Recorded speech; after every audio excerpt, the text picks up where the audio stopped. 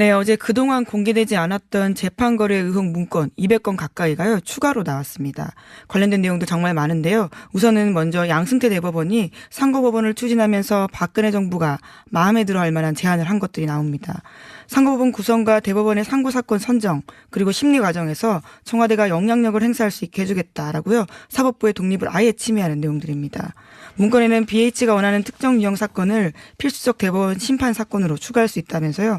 그 예로 공직선거법 위반 사건, 국가보안법 위반 사건, 중앙행정기관 또는 그 장이 피고인인 행정사건 등을 제시했습니다. 저는 이거보다 분명한 문건이 있나 싶은 것이, 그러니까 간단하게 말하면 청와대가 원하는 사건은 상고법원 아니라 대법원으로 보내겠다는 거잖아요. 예. 근데 단순히 대법원으로 보내겠다는 게 뭐가 중요하다고 이런 문건을 작성했겠어요. 그게 아니라 청와대가 원하는 사건이 있으면 대법원으로 보내겠고 그때 청와대가 원하는 판결도 내주겠다. 그런 뜻을 담고 있는 거죠. 그렇죠. 그런 말이죠. 예. 그러니까 청와대 사건 찍어봐. 그러면 원하는 대로 판결 내줄게. 이거예요. 이게 뭐 이걸 점잖은 말로 쓴 겁니다. 예. 점잖은 말을 잘 쓰니까 양반들이. 점잖은 말을 원하는 사건 찍으면 그거 대법원으로 보내가지고 우리가 당신들 원하는 대로 요리해 줄게. 저는 이 문건, 이 정도 나왔으면 빨리 구속수사해야 되는 거 아닙니까? 이 정도 되면. 그리고 일선 판사들이 문제 제기해야 되는 상황이라고 보는데요. 과거의 사법파동들, 뇌물사건 등에 대해서는 있었는데요. 이런 것들이 훨씬 더 심각한 일입니다. 이게 모른 척 합니까? 너무 명백한 의도가 담긴 거 아닙니까? 청와대가 원하는 사건을 대법원으로 보내기만 하면 무슨 의미가 있어요? 아무 의미가 없어요. 청와대가 특정 사건을 대법원으로 보내주세요. 그 의도가 목적이 있어야 되잖아요. 예. 그 목적은 그러면 이제 이 대법원에서 우리가 알아서 잘 요리해 주겠다. 이게 당긴 거 아닙니까?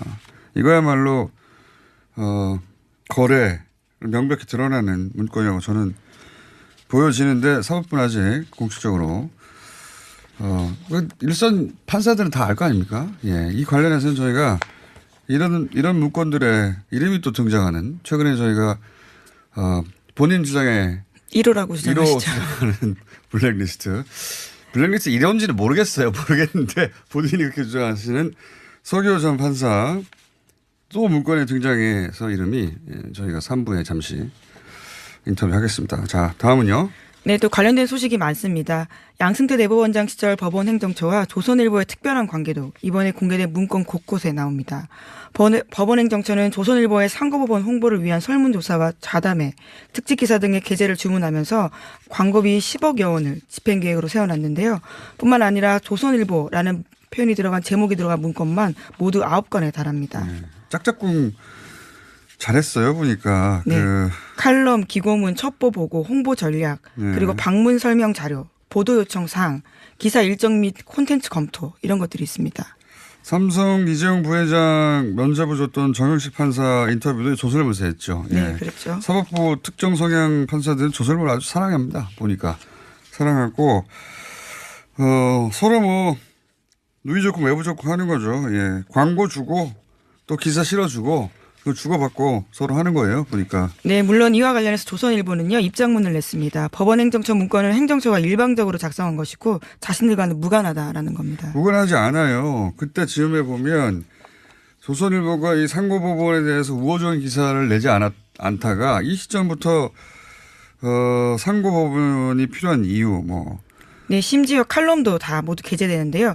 내부적인 문건들이 있습니다. 법원 행정처의 토시까지 똑같은 문건이 있는데 그것이 그대로 다른 사람의 이름으로 조선일보에 실리게 됩니다. 그러니까 그 법원에서 행정처가 기사를 쓰고 그 다른 사람이 낸 거로 보여지는 거죠. 왜? 토시까지 똑같으니까. 네, 칼럼도 있고 기사도 있는데요. 칼럼은 정말 똑같습니다. 그리고 기획 보도도 계속 내줍니다. 계속해서 상고법원은 국민 입장에서 보라. 그전에는 입법과 사법의 불륜이던가 이런 식의 부정적 기사를 썼어요. 조선일보가. 이건 법원 행정처 일방적인 문건이 아니라 조선일보가 이 즈음에 상고법원에 관한 우호적인 기사를 많이 냈구만요. 뭘. 네, 기사가 나와 있기 때문에 검색해보면 다 알 수 있습니다. 그러니까요. 예. 네. 상부상조하는 거죠. 누이 좋고 매부 좋고.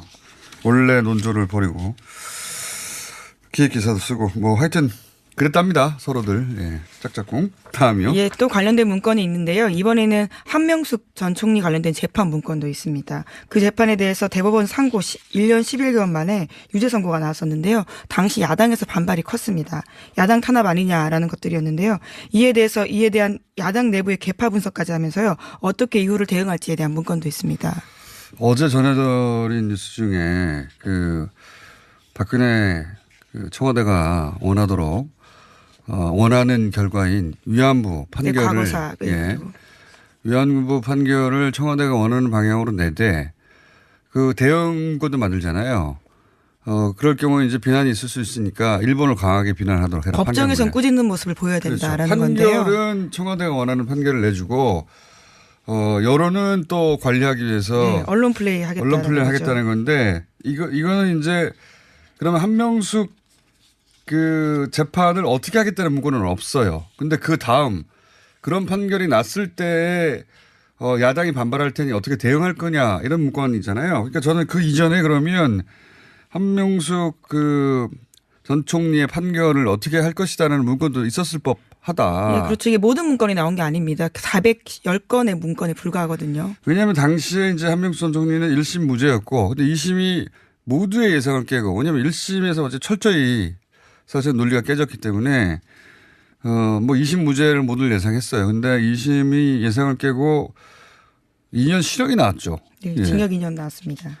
그리고 대법원에서 바로 확정됐는데 그 이후의 문건인 겁니다. 이거는. 그러니까 그럼 그 2심 판결에 양승태 사법부가 영향을 주려고 하지는 않았을까 이런 의구심이 생기는 게 저는 합리적이라고 보는데 이때 2심 판사가 그 유명한 삼성의 승계 현안이 없다. 예. 뇌물죄를 무죄 줬었죠. 이재용 부회장의 면죄부를 주고 집행유예로 풀려나게 만든 그 유명한 정영식 판사였거든요. 정영식 판사가 한명숙 전 총리 2심을 과감하게 준 분이고 이재용 부회장은 과감하게 풀어준 그분인데 과연 이 양승태 사법부의 지금까지 드러난 행태를 보면 그 정영식 판사가 그 삼성 재판에 배정된 것이 우연일까 이런 의구심을 가졌던 분들도 있고 지금도 가질 수 있는데 그 의구심 관련해서 저희가 잠시 후에 주준희 기자를 잠깐 연결해 보겠습니다. 왜냐하면 정영식 판사와 관련한 기억이 있어요. 예. 엮인 적이 있습니다. 방송에서 처음 할 얘기인데 저도 관련된 겁니다. 네. 잠시 후 연결하기로 하고 한명숙 총리 대법원 판결 이후 대응 전략을 양승태 사법부가 수립했다는 문건이 나왔는데 그렇다면 당시 1심에서 무죄였던 한명숙 총리 재판을 2심에서 뒤집은 그리고 이재용 삼성 부회장에게 승계 자격이 없다고 면죄부 판결을 내려준 정영식 판사는 우연히 거기 배정된 것일까? 예. 이런 의구심이 자연스럽게 생깁니다. 이 정영식 판사와 매우 기묘한 인연이 있는 주진우 기자 연결해 보겠습니다. 자, 연결됐습니다. 주진우 기자. 네, 안녕하십니까. 네, 오랜만이고요. 이 정영식 판사 이름을 정보 기관의 관계자로부터 직접 들은 적이 있지 않습니까? 당시 어떤 내용이었나요? 2012년 대선 전이었는데요. 예. 당시 제가 나는 꼼수다라는 그 팟캐스트 방송을 하고 있었습니다. 그런 게 있었죠. 예. 네, 그런 방송이 있었습니다.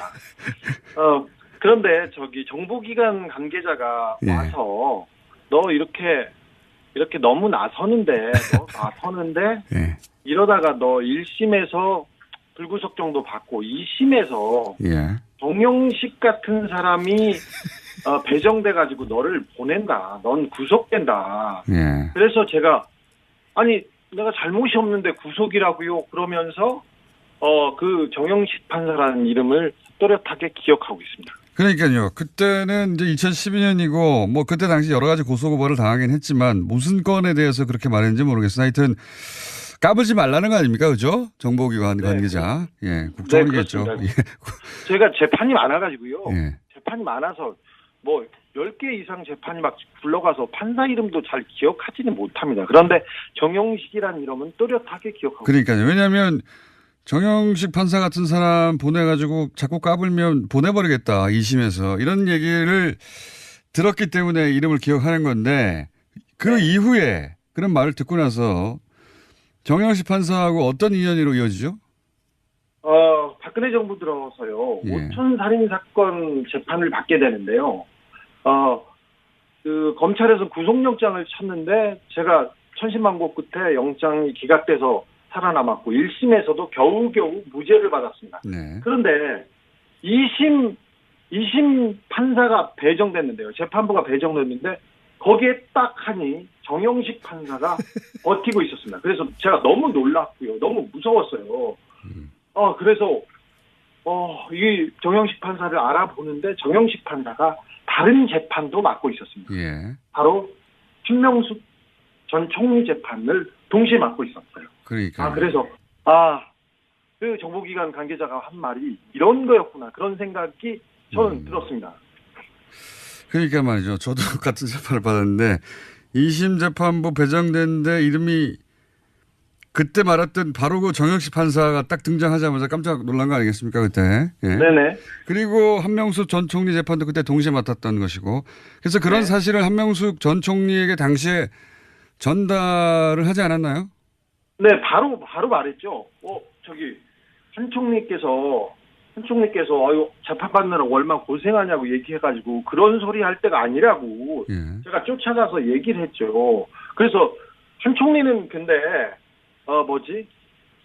자기가 그 1심에서 그 뇌물 사건 워낙 완벽하게 이겼기 때문에 걱정할 것이 없다고 죽인 자나 걱정하라고 이렇게 하더라고요. 그러면서 판사 동기라고 얘기하시면서 우리 주기자 어떻게 하면서 저를 걱정했는데 근데 제가 계속해서 말을 했죠. 아니다. 이 판사는 특별한 판사이기 때문에 기획된 판사일지 모른다. 조작된 그 증거들도 인정해버릴 수 있다고 해서 계속해서 경고를 하고 했는데 한명숙 전 총리는 그냥 정영식한테 그냥 떳떳하게 꿋꿋하게 받겠다고 그냥 가서 판결을 받으셨죠. 그래서 실형이 나오셨고 그렇죠. 징역 2년을 살아야 하셨죠. 그때 저도 기억하는 것이 그 한명숙 전 총리도 그랬고 그 변호인단도 1심을 워낙 완벽하게 이겼기 때문에 법조인 시각에서 보자면 2심에서 이게 다 뒤집혀서 유죄 그것도 실형이 나올 것은 아무도 상상을 못했었죠. 예. 네, 당시 증인이 재판부에서 검찰이 어떻게 조작했고 회유했고 협박했다는 얘기를 명확하게 해가지고요. 사회적으로 크게 문제가 됐었어요. 그리고 그렇죠. 한 총리를 잡으려고 검찰에서 걸었다가 무죄가 나와도 또 걸고 그랬던 사례였기 때문에 대표적인 정치적 기소, 대표적인 정치적 재판이라는 그런 사례로 꼽히는 경우였습니다.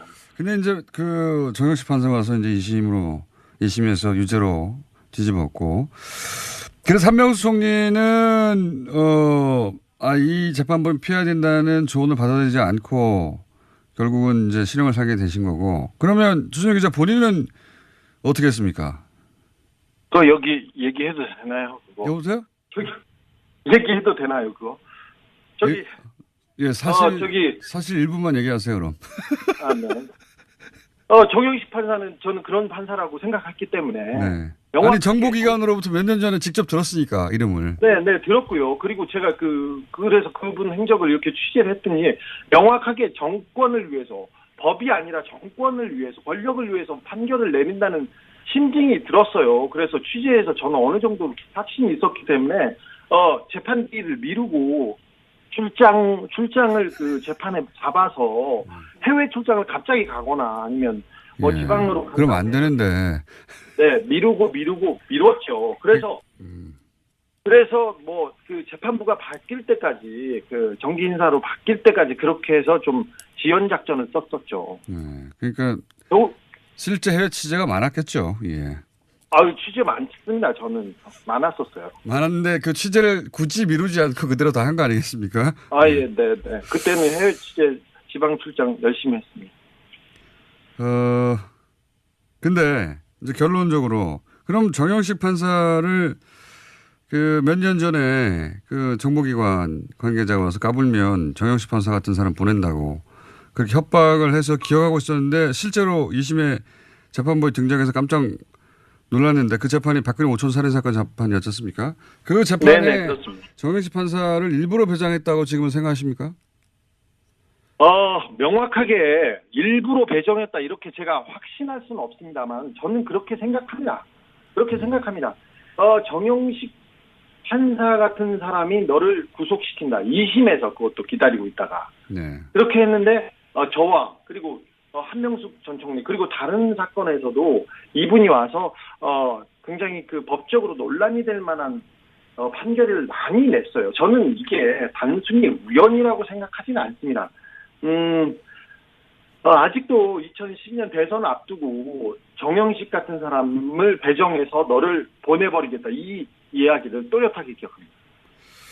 무섭게 생각합니다. 네, 저도 그때 이름을 들었던 기억이 납니다. 네, 오늘 여기까지 하겠습니다. 감사합니다. 네네. 그리고 한명숙 전 총리 재판도 그때 동시에 맡았던 것이고 그래서 그런 사실을 한명숙 전 총리에게 당시에 전달을 하지 않았나요? 네, 바로 말했죠. 한 총리께서 재판받느라고 얼마나 고생하냐고 얘기해가지고 그런 소리 할 때가 아니라고 제가 쫓아가서 얘기를 했죠. 그래서 한 총리는 근데 자기가 그 1심에서 그 뇌물 사건 워낙 완벽하게 이겼기 때문에 걱정할 것이 없다고 죽인 자나 걱정하라고 이렇게 하더라고요. 그러면서 판사 동기라고 얘기하시면서 우리 주기자 어떻게 하면서 저를 걱정했는데 근데 제가 계속해서 말을 했죠. 아니다. 이 판사는 특별한 판사이기 때문에 기획된 판사일지 모른다. 조작된 그 증거들도 인정해버릴 수 있다고 해서 계속해서 경고를 하고 했는데 한명숙 전 총리는 그냥 정영식한테 그냥 떳떳하게 꿋꿋하게 받겠다고 그냥 가서 판결을 받으셨죠. 그래서 실형이 나오셨고 그렇죠. 징역 2년을 살아야 하셨죠. 그때 저도 기억하는 것이 그 한명숙 전 총리도 그랬고 그 변호인단도 1심을 워낙 완벽하게 이겼기 때문에 법조인 시각에서 보자면 2심에서 이게 다 뒤집혀서 유죄 그것도 실형이 나올 것은 아무도 상상을 못했었죠. 예. 네, 당시 증인이 재판부에서 검찰이 어떻게 조작했고 회유했고 협박했다는 얘기를 명확하게 해가지고요. 사회적으로 크게 문제가 됐었어요. 그리고 그렇죠. 한 총리를 잡으려고 검찰에서 걸었다가 무죄가 나와도 또 걸고 그랬던 사례였기 때문에 대표적인 정치적 기소, 대표적인 정치적 재판이라는 그런 그 사례로 꼽히는 경우였습니다. 근데 이제 그 정영식 판사가 와서 이제 2심에서 유죄로 뒤집었고 그래서 한명숙 총리는 이 재판부를 피해야 된다는 조언을 받아들이지 않고 결국은 이제 실형을 살게 되신 거고 그러면 주진우 기자 본인은 어떻게 했습니까? 여기 얘기해도 되나요? 그거? 여보세요? 얘기해도 되나요? 그거? 사실 1분만 얘기하세요 그럼. 네.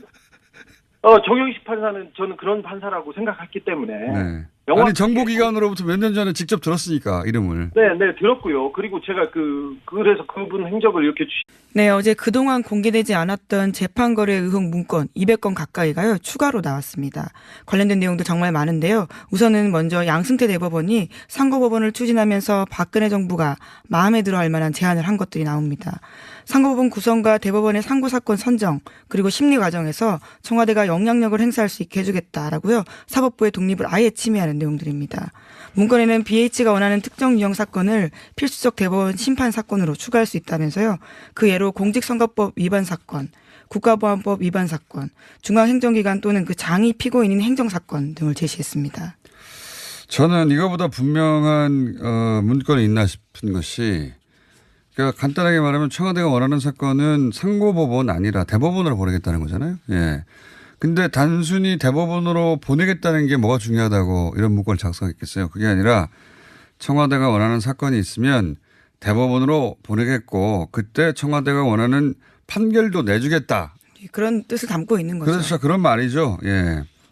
그러니까 청와대 사건 찍어봐 그러면 원하는 대로 판결 내줄게. 이거예요.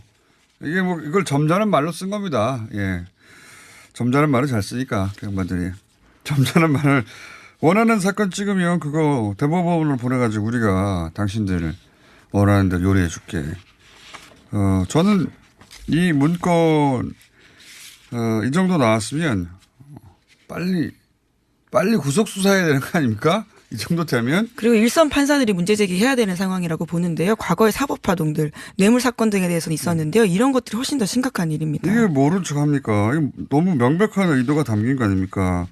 청와대가 원하는 사건을 대법원으로 보내기만 하면 무슨 의미가 있어요? 아무 의미가 없어요. 청와대가 특정 사건을 대법원으로 보내주세요. 그 의도가, 목적이 있어야 되잖아요. 예. 그 목적은 그러면 이제 이 대법원에서 우리가 알아서 잘 요리해 주겠다. 이게 당긴 거 아닙니까?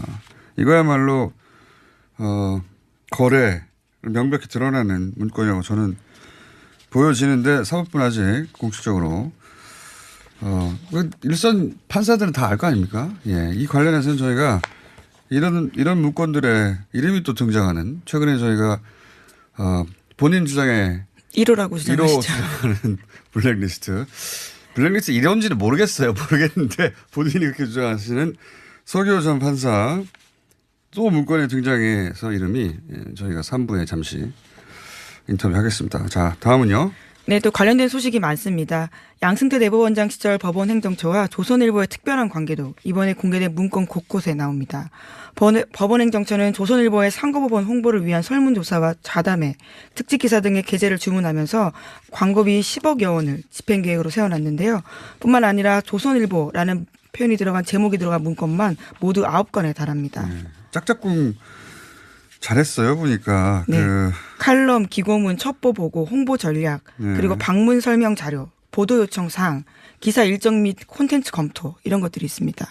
삼성 이재용 부회장 면접을 줬던 정영식 판사 인터뷰도 조선일보에서 했죠. 네, 예. 그렇죠. 사법부 특정 성향 판사들은 조선일보를 아주 사랑합니다. 보니까 사랑하고 서로 뭐 누이 좋고 외부 좋고 하는 거죠. 예. 광고 주고 또 기사 실어주고 그 주고받고 서로 하는 거예요. 보니까. 네, 물론 이와 관련해서 조선일보는요 입장문을 냈습니다. 법원 행정처 문건을 행정처가 일방적으로 작성한 것이고 자신들과는 무관하다라는 겁니다. 무관하지 않아요. 그때 즈음에 보면 조선일보가 이 상고법원에 대해서 우호적인 기사를 내지 않다가 이 시점부터 상고법원이 필요한 이유 뭐.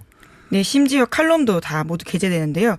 내부적인 문건들이 있습니다. 법원 행정처의 토시까지 똑같은 문건이 있는데 그것이 그대로 다른 사람의 이름으로 조선일보에 실리게 됩니다. 그러니까 그 법원에서 행정처가 기사를 쓰고 그 다른 사람 이로 낸 거로 보여지는 거죠. 왜? 토시까지 똑같으니까. 네, 칼럼도 네네. 있고 기사도 있는데요. 칼럼은 정말 똑같습니다. 그리고 기획 보도도 계속 내줍니다. 계속해서 상고법원은 국민 입장에서 보라. 그 전에는 입법과 사법의 불륜이던가 이런 식의 부정적 기사를 썼어요. 조선일보가. 이건 법원 행정처 일방적인 문건이 아니라 조선일보가 이 즈음에 상고법원에 관한 우호적인 기사를 많이 냈구만요. 뭘. 네, 기사가 나와 있기 때문에 검색해보면 다 알 수 있습니다. 그러니까요. 예. 네. 상부상조하는 거죠. 누이 좋고 매부 좋고. 원래 논조를 버리고 기획 기사도 쓰고 뭐 하여튼 그랬답니다. 서로들. 예. 짝짝꿍. 다음이요. 예, 또 관련된 문건이 있는데요. 이번에는 한명숙 전 총리 관련된 재판 문건도 있습니다. 그 재판에 대해서 대법원 상고 1년 11개월 만에 유죄 선고가 나왔었는데요. 당시 야당에서 반발이 컸습니다. 야당 탄압 아니냐라는 것들이었는데요. 이에 대한 야당 내부의 개파 분석까지 하면서요. 어떻게 이후를 대응할지에 대한 문건도 있습니다. 어제 전해드린 뉴스 중에 박근혜 청와대가 원하도록 원하는 결과인 위안부 판결을 네, 과거사.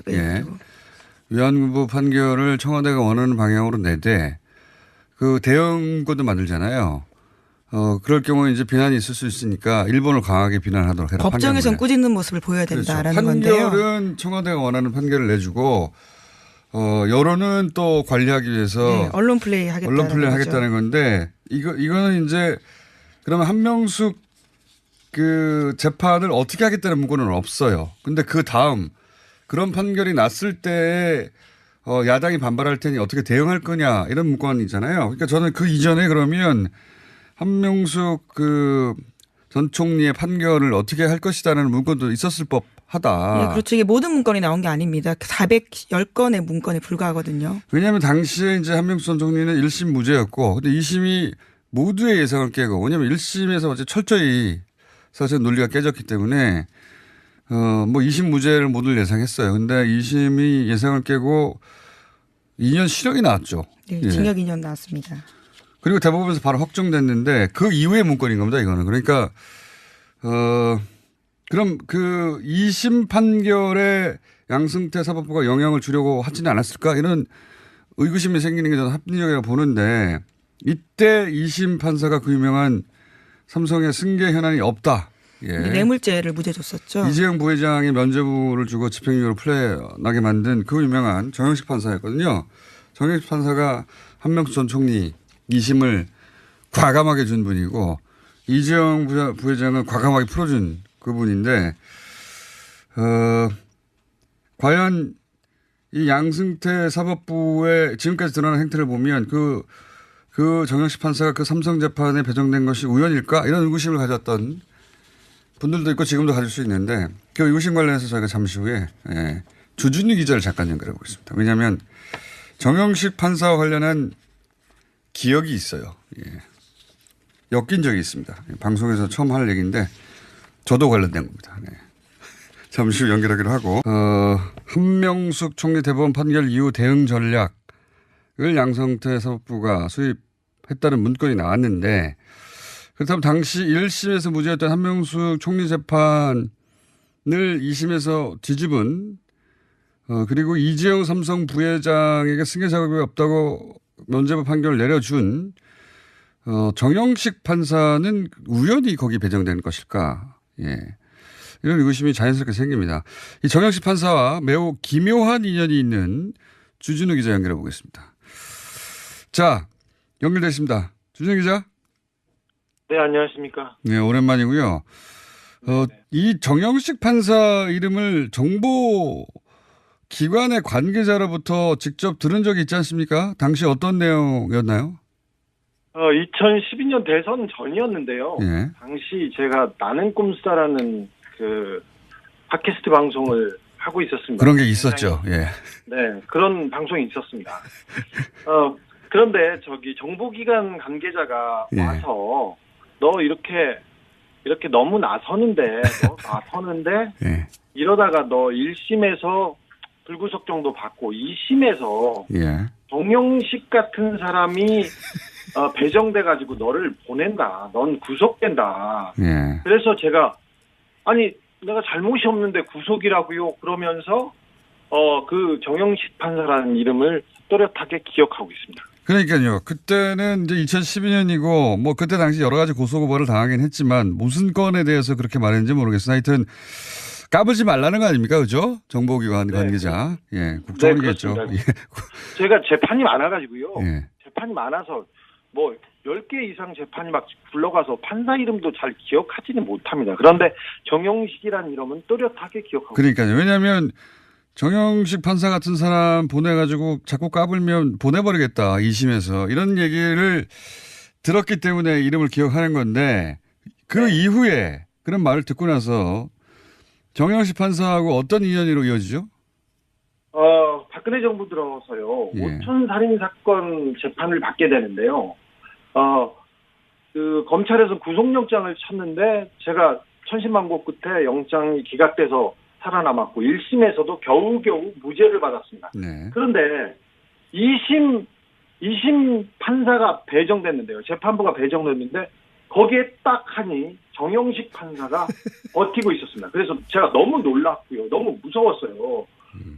그래서 이 정영식 판사를 알아보는데 정영식 판사가 다른 재판도 맡고 있었습니다. 예. 바로 한명숙 전 총리 재판을 동시에 맡고 있었어요. 그러니까. 그래서 그 정보기관 관계자가 한 말이 이런 거였구나. 그런 생각이 저는 들었습니다. 그러니까 말이죠. 저도 같은 재판을 받았는데 2심 재판부 배정됐는데 이름이 그때 말했던 바로 그 정영식 판사가 딱 등장하자마자 깜짝 놀란 거 아니겠습니까? 그때. 예. 네네.